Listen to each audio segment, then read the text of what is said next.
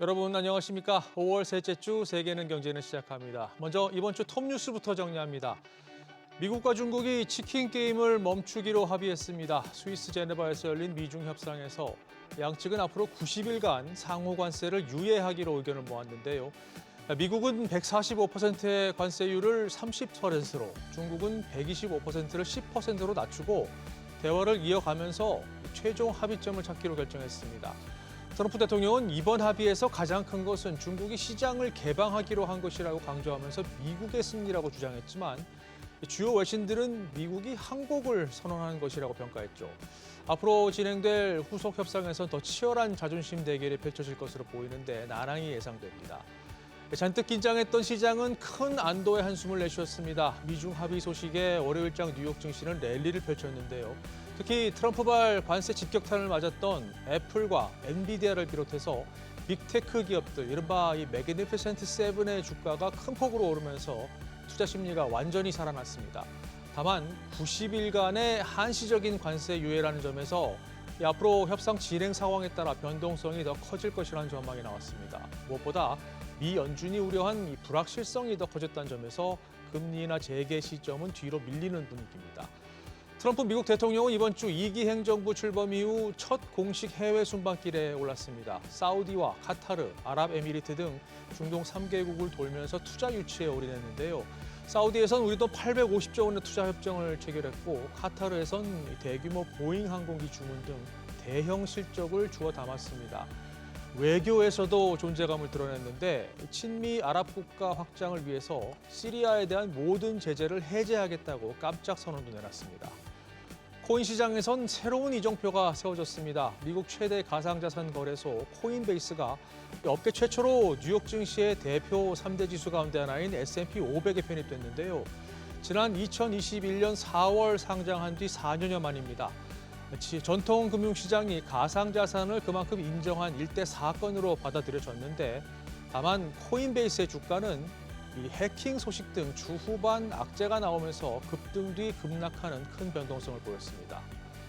그런가 하면 러시아와 우크라이나 간 평화회담은 시작부터 김이 빠졌습니다. 2022년 6월 이후 이 전쟁 당사국들이 직접 얼굴을 맞대고 협상 테이블에 앉는다는 기대감이 컸지만 당초 15일로 예정됐던 만남은 제 시간에 열리지 못했고요. 푸틴 러시아 대통령이 오지 않기로 최종 결정하면서 젤렌스키 우크라이나 대통령과 트럼프 미국 대통령과의 3자 회담도 성사되지 못했습니다. 이처럼 이번 주는 기대와 실망감이 교차하는 한 주였는데요. 지금부터 주요 이슈들 심층 분석해 보겠습니다. 최악은 피했다. 미국과 중국이 첫 번째 공식 협상에서 전격적인 관세 유예 합의에 이르면서 전 세계가 가슴을 쓸어내렸습니다. 정확히 말하면 90일간 시간을 벌었다가 더 맞는 표현인데요. 그래도 대화가 시작됐다는 점, 그리고 양측이 이성을 되찾았다는 점에서 관세로 인한 세계 경제의 대재앙 공포는 일단 수면 아래로 내려갔습니다.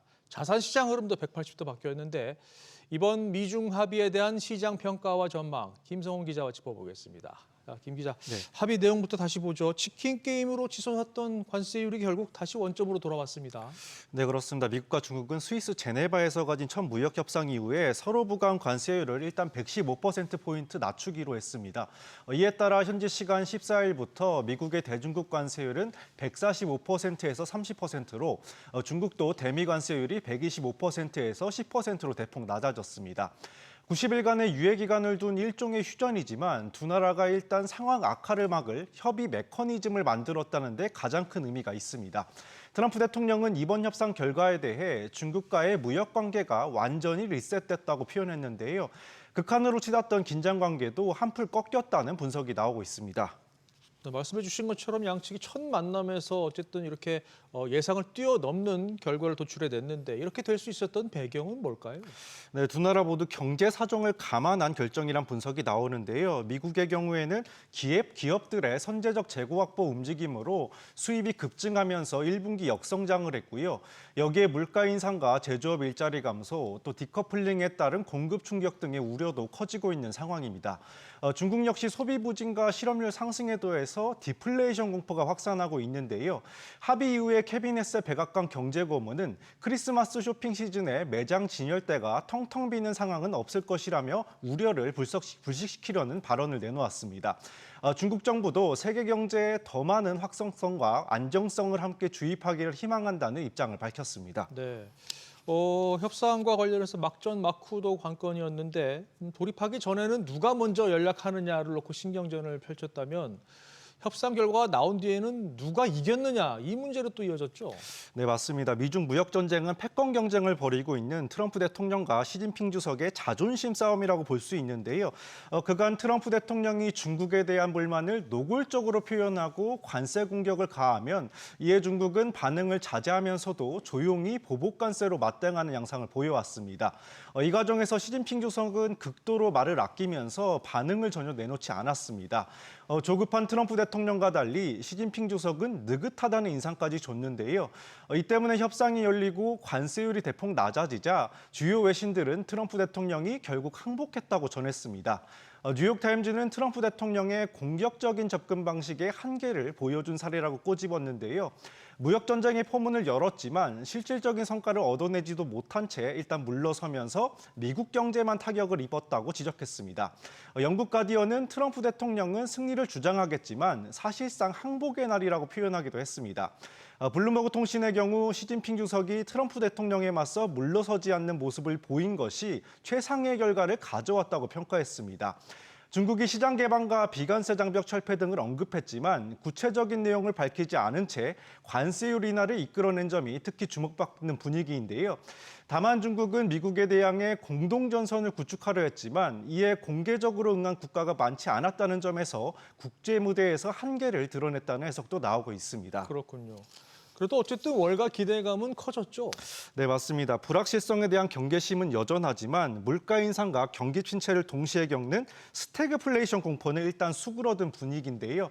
골드만삭스의 경우 1년 내 미국의 경제 침체 확률을 45%에서 35%로 낮췄습니다. 골드만삭스는 향후 관세 정책 방향성에 긍정적인 신호가 나타났다면서 미중 관계가 생산 차질을 일으킬 만큼 높게 유지될 위험이 낮아졌다고 분석했습니다. 무디스도 올해 미 경제 침체 가능성을 60%에서 45% 수준까지 내렸고요. 영국 시장조사기관 옥스퍼드 이코노믹스 역시 50%에서 35%로 낮췄습니다. 여기에 JP모건과 바클레이스는 올 하반기에 미국 경제 침체는 없을 것이라고 전망했습니다. 네, 시장 반응도 뜨거웠습니다. 특히 미국 증시의 낙관론이 확산되는 모습이었어요. 네, 그렇습니다. 무역 합의 소식에 뉴욕 증시의 대표 지수죠. S&P 500의 경우에는 상승 랠리 속에 올 들어 수익률이 다시 플러스로 전환했습니다.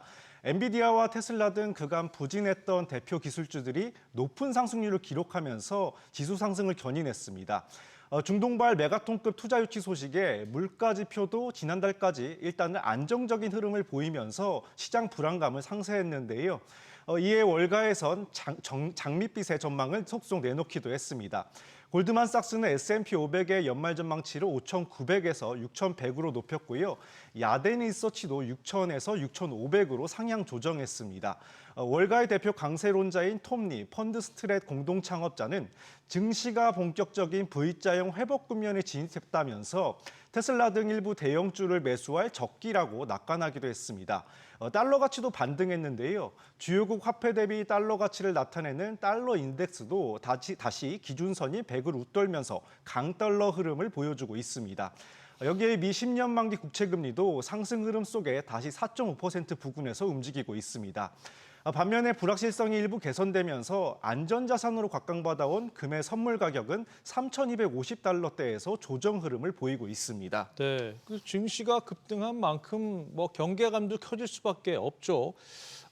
다행이지만 이번 협상 결과 다행이지만 다행이 아닌 상황이 또 올 수도 있다. 이런 신중론도 만만치 않게 나왔죠. 네, 맞습니다. 미중 간 합의가 90일로 일시적인 가운데 두 나라는 반도체와 히토류 수출 등을 두고 신경전을 이어가고 있는데요.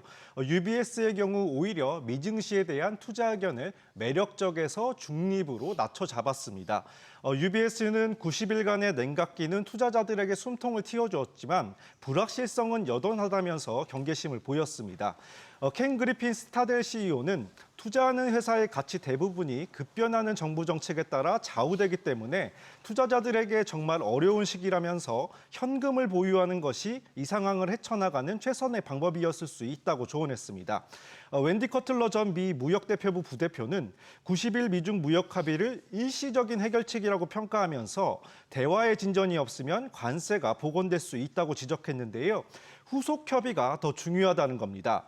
당장 트럼프 대통령과 시진핑 주석의 1대1 담판이 언제, 어떤 분위기로 진행될지가 관건인데 트럼프 대통령이 이번 주말 통화 가능성을 언급했기 때문에 귀추가 주목되고 있습니다. 그렇군요. 알겠습니다. 김성훈 기자 수고했습니다. 미국과 중국이 대화의 물꼬를 트면서 가상자산 시장도 다시 열기가 뜨거워졌습니다. 비트코인은 10만 달러 선 위에서 2차 도약의 기회를 엿보고 있고 이더리움은 일주일 새 40% 넘는 폭등세를 보였는데요. 여기에 코인베이스까지 S&P 500 지수에 편입되면서 이 호재성 이벤트가 많았습니다. 계속 장밋빛일까요? 임선우 캐스터와 한번 분석해 보겠습니다. 자, 가상자산 가격 흐름부터 보죠. 네, 먼저 비트코인 가격은 지난 주말 10만 달러 고지를 재탈환한 뒤 안착하는 모습입니다.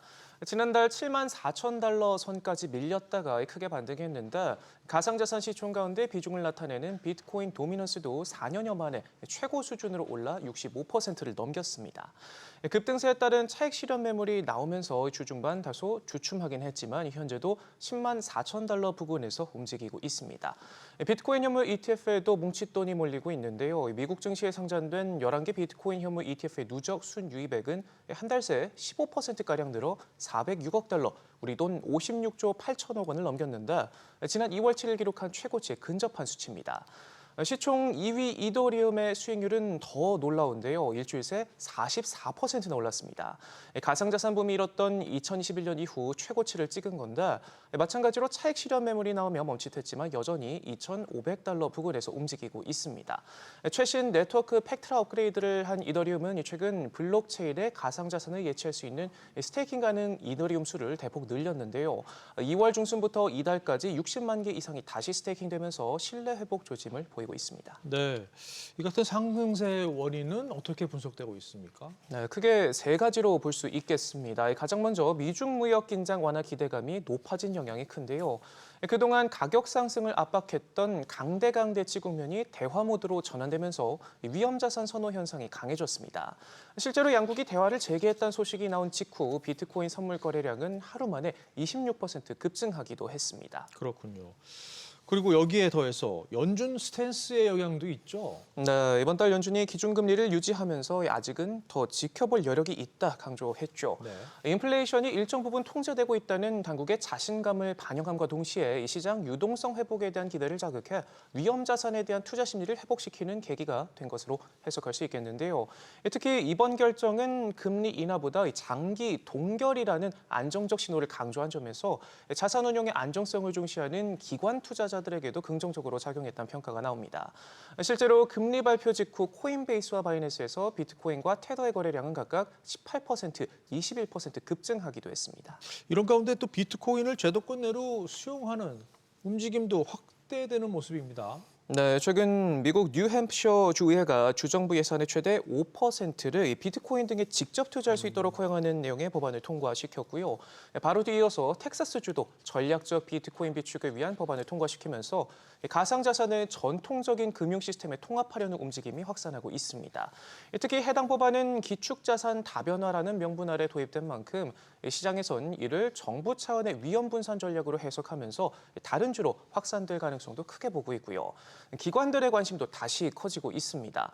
지난해 공화당 대선 경선에 출마했던 비벡 라마스와미가 공동 설립한 스트라이브 자산운용은 최초의 상장 비트코인 국채자산 운용사 설립을 추진하고 나섰고요. 스위스 중앙은행과 노르웨이 연기금도 최근 비트코인에 올인하고 있는 스트래티지 주식을 매입해 간접적으로 투자에 나서고 있습니다. 올해 기관 투자가의 비트코인 수요가 같은 기간 공급량을 뛰어넘었다는 분석도 나오는데 비트와이즈에 따르면 각국 정부와 기관 투자자가 총 22만 7,286개, 230억 달러 이상을 구매해 같은 기간 전 세계에서 채굴된 비트코인보다 3배 이상 많은 것으로도 나타났습니다. 그렇군요.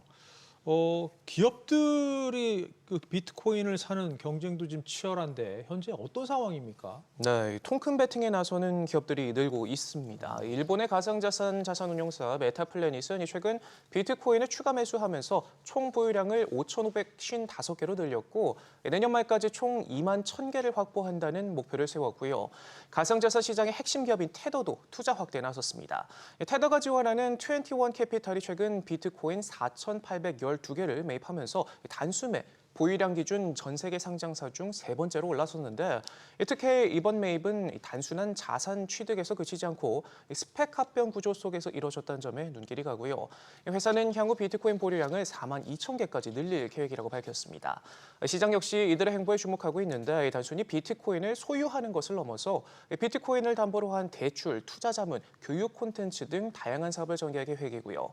또 이른바 비트로 유명한 가장 많은 비트코인을 갖고 있는 마이클 셀러의 스트래티지 역시 지난 4월 말 추가 매수를 통해 현재 55만 5,450개의 비트코인을 보유하면서 여전히 배팅에 나서는 모습입니다. 네. 그리고 이번 주 가상자산 시장 일대 사건이 있었죠. 코인베이스가 S&P 500 지수에 편입이 됐습니다. 네, 미국 최대 가상자산 거래소죠. 이 코인베이스가 가상자산 관련 기업으로는 최초로 S&P 500에 편입되면서 디지털 자산 거래 플랫폼들이 전통 금융 시장 중심부로 진입하는 데 물꼬를 텄다는 평가가 나옵니다. 번스타인은 불과 몇 달 전까지만 해도 이 당국과 격렬한 소송전을 벌였던 코인베이스가 이제 미국 증시를 대표하는 S&P 500에 편입된 건 상전벽해의 변화라고 평가하면서 가상자산 산업의 운명이 극적으로 바뀌고 금융혁신의 최전선으로 급부상하고 있음을 상징한다고 덧붙였고요. 이번 편입 효과로 160억 달러 우리 돈 22조 원 규모의 자금이 유입될 것으로도 기대했습니다. 이렇게 분위기가 좋은 건 참 오랜만에 보는 것 같은데 네. 이런 추세가 좀 이어질까요?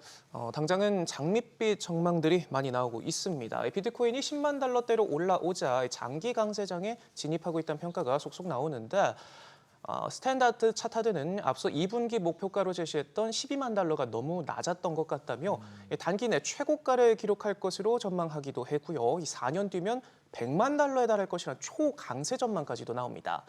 비트맥스의 공동 창업자인 아서 헤이즈는 글로벌 유동성이 다시 팽창하면서 비트코인이 2019년 도널드 트럼프 대통령 임기 종료 전 100만 달러를 돌파할 것이다 전망하기도 했는데요. 그러면서 법정 화폐가 신뢰가 약화하고 희소 자산을 선호하는 현상이 맞물려 가상자산 시장의 강세가 지속되고 달러화는 금과 비트코인 대비 가치가 떨어질 것이다. 미 국채는 피해야 할 투자처다 주장하기도 했습니다. 크로노스 리서치 역시 비트코인이 강력한 기술적 모멘텀을 바탕으로 사상 최고가 근처에서 거래되고 있다며 기술적 지표인 상대 강도 지수는 과매수 구간에 위치하고 있긴 하지만 10만 달러라는 주요 심리적 지지선을 재확인한 점이 추가 상승의 발판이 될 수 있다 전망했고요. 또 4년 전 강세장을 정확히 예측했던 유명 애널리스트 플랜 B는 10만 달러 아래서 매수할 수 있는 마지막 기회는 이미 지나갔을 수 있다 평가하기도 했습니다. 일각에선 급격한 상승이 나타난 만큼 기술적 반락으로 단기 조정은 불가피하다는 경고도 나오지만 중장기적 상승에는 대부분 이견이 없어 보입니다. 그렇군요. 네, 임선욱 캐스터 잘 들었습니다. 자, 계속해서 이번 주 뉴스메이커들 만나보겠습니다. 고유미 캐스터 전해주시죠. 네, 보복에 재보복으로 맞서며 치킨 게임을 벌였던 미국과 중국이 관세를 90일 동안 낮추기로 전격 합의했죠. 도널드 트럼프 미국 대통령은 이번 협상의 가장 큰 성과는 중국 시장의 개방이라며 이는 미국과 중국 양국 모두에 좋은 영향을 미칠 것이라고 강조했고요.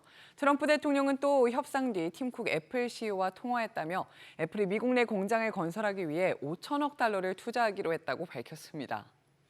In addition, yesterday we achieved a total reset with China after productive talks in Geneva. Both sides now agreed to reduce the tariffs imposed after April 2nd to 10% for 90 days as negotiators continue on the largest structural issues. I spoke to Tim Cook this morning, and he's going to, I think, even up his numbers, $500 billion. He's going to be building a lot of plants in the United States for Apple. And we look forward to that. I really do look forward to that. To me, the biggest thing that came out of that meeting is they've agreed. Now we have to get it papered, but they've agreed to open up China. It's going to be great for everybody.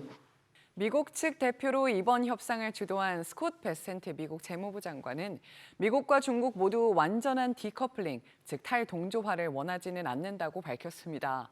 전략적으로 꼭 필요한 부분에 대해서만 디커플링을 단행할 것이라고 말했고요. 대표적으로 반도체, 의약품, 철강 등을 꼽으며 해당 품목들에 대해서는 일반 관세를 유지할 것이라고 밝혔습니다. China was the only country who escalated their tariffs in response to our reciprocal tariff level. So that resulted in an unfortunate escalation. So we now have a mechanism to deal with that. Neither side wants a generalized decoupling. The U.S. is going to do a strategic decoupling in terms of the items that we discovered during COVID were of national security interest, whether it's semiconductors, medicine, steel.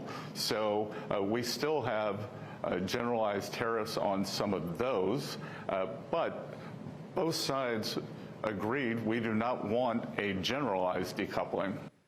미중 무역 긴장감이 한시적으로 완화됐지만 관세로 인한 충격은 이제 시작이라는 분석이 많습니다. 잠시 수면 아래로 내려갔던 경기 침체 우려도 다시 고개를 들고 있죠. 월가의 황제로 불리는 제이미 다이먼 JP모건 CEO는 미국 경제가 침체에 빠질 확률이 여전히 50%에 달한다고 말했고요. 재정 적자와 관세, 지정학적 리스크 등 온갖 불확실성이 경제를 둔화시킬 수 있다고 경고했습니다. We have all this uncertainty. Some preceded the new administration, like we had large deficits, interest rates going up, inflation going up, and some are, tariffs and things. And of course, the geopolitical situation is very tense, very difficult, and hard to resolve. I'm going to defer to economists who give it about a 50% chance. I think all these things are probably inflationary a little bit more and slowing down the economy. If there's a recession, I don't know how big it'll be or how long it'll last. Hopefully we'll avoid it, but I wouldn't take it off the table at this point. 중동이 인공지능 업계의 기회의 땅으로 떠올랐습니다. 이번 주 트럼프 대통령의 3개국 순방에서 AI 인프라 투자 계획이 쏟아졌고 특히 엔비디아는 사우디와 아랍에미리트에서 대규모 공급 계약을 따냈죠. 기술주 분석의 달인으로 불리는 댄 아이브스는 이번 계약의 체결로 완전히 새로운 기회가 열렸다고 평가했습니다. 차세대 AI 칩 확보에 있어서는 중동이 중국을 이미 앞서고 있다고 말했습니다. It's a massive deal because this opens up a whole nother opportunity in terms of a market. And I think it's one, like everyone knew Middle East was obviously going to focus on AI, but this has been groundbreaking, I think, what we've seen this week. And it's changed the paradigm. And ironically, who's watching this closely is China. Because guess what? You look at what's happened in the Middle East, they're almost ahead of China when it comes to where they are relative to getting these chips. China can't get the next-gen NVIDIA chips.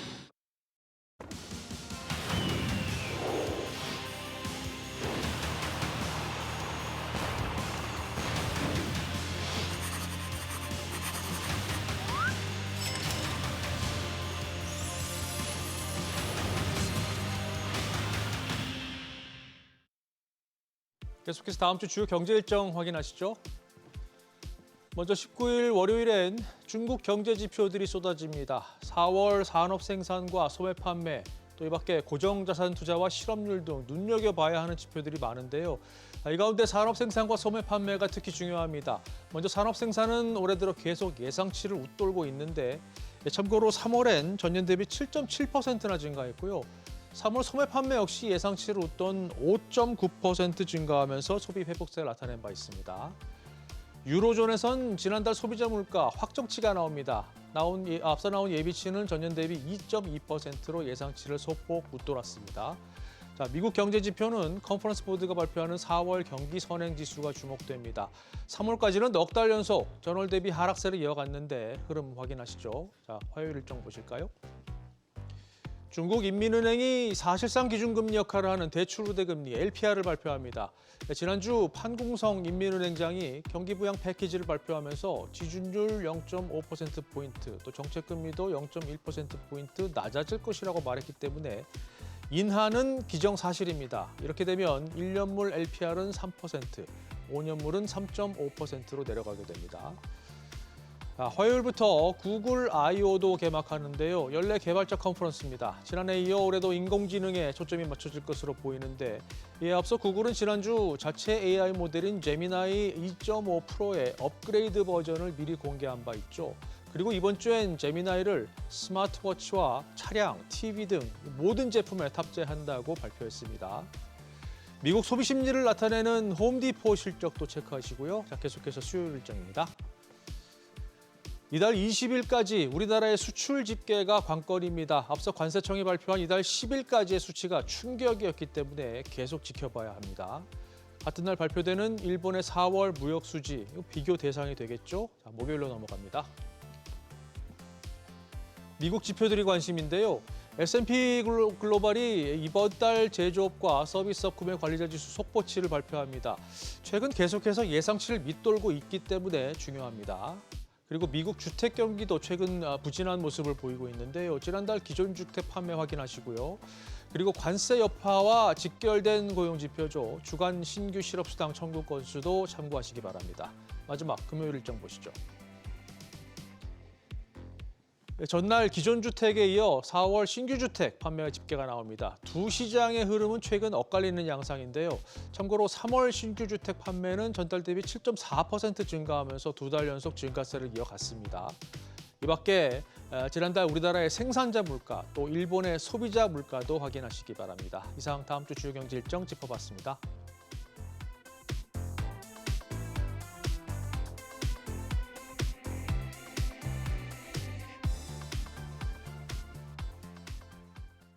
세계는 경제는 오늘 저희가 준비한 내용은 여기까지입니다. 다음 주에 뵙겠습니다. 고맙습니다.